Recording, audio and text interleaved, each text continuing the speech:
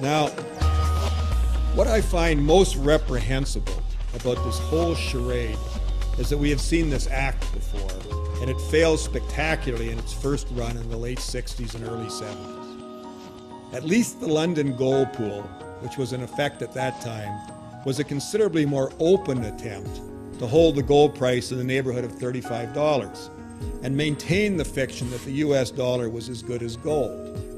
However, it was overcome by the reality of a large US budget deficit driven by the attempts to conduct the Vietnam War while financing the Great Society, an explosion in oil prices, which ultimately took the price from under $3 to $40, and rampant inflation throughout the system. The value of paper currency came into question, and gold rose from $35 to roughly $800 per ounce in less than a decade. It wasn't corralled until Paul Volcker took over the reins of the US Fed and, using draconian methods, squeezed the inflation out of the US system for a very short period of time.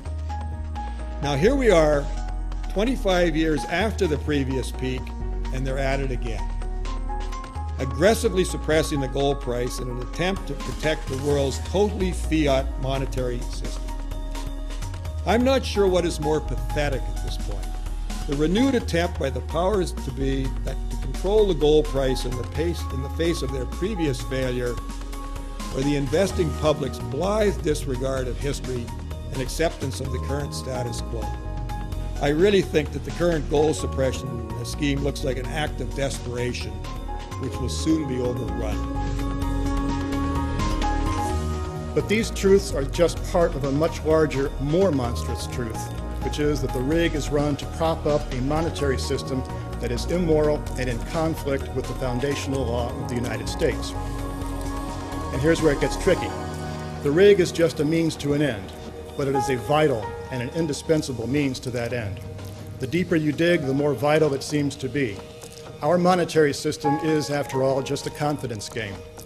If people lose confidence in the dollar, the system doesn't so much collapse as evaporate. There is no better way to undermine confidence in government's funny money than to let real money run free.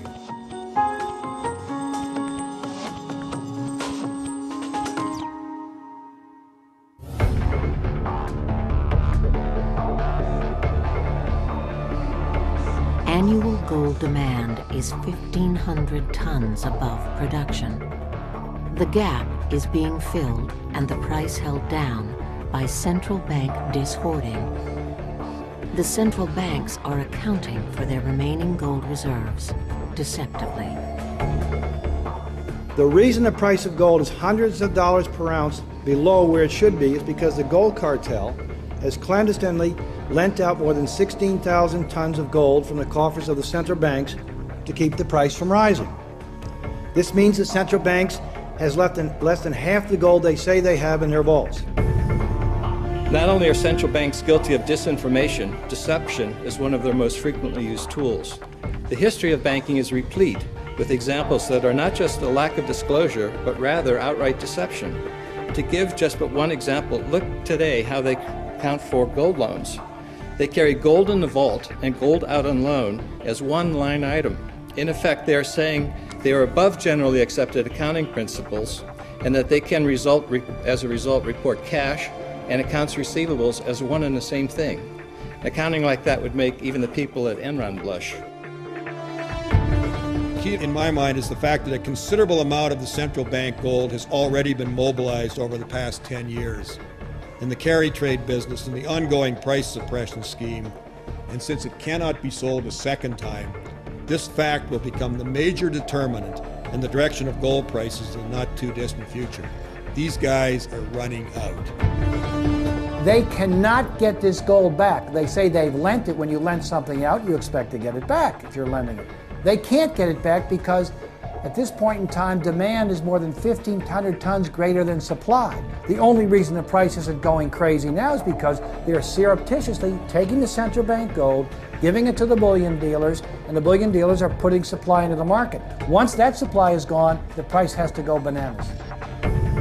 The central banks have a very serious problem, and that problem is the physical market. the Middle Easterners are buying gold at an extraordinary pace.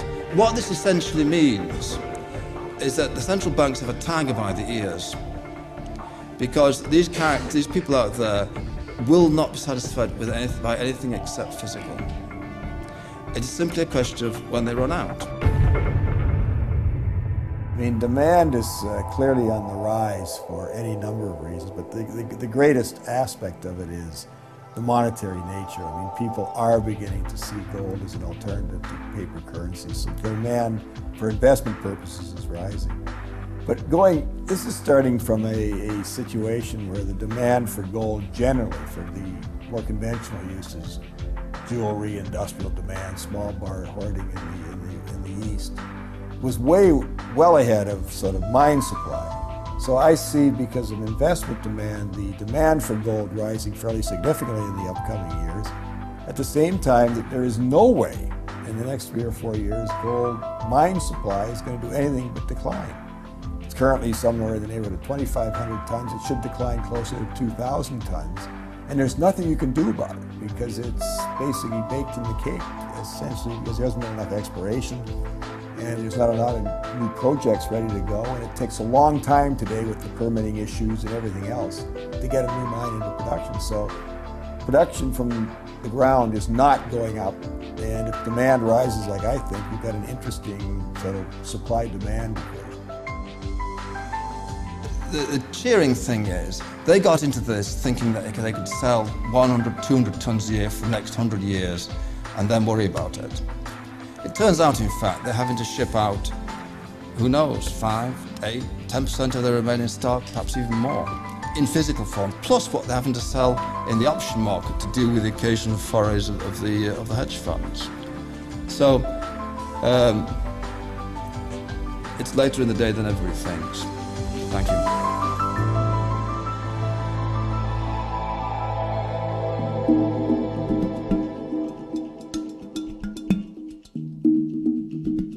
Let me enumerate just a few of the reasons why the situation for gold enthusiasts is better this time than it was in the 70s. I mean, first and foremost, and we've talked about this before, the central banks have parted with a far greater quantity of their gold this time than they did the last time, and far more than is generally known. And they've obscured that fact with the bogus accounting endorsed by the IMF. I mean, receivables are not distinguished from gold. This was talked about earlier, but I mean, I think it's really significant that the receivables are not distinguished from gold held in the vault, thereby it's obscuring how much metal has already been dumped into the market.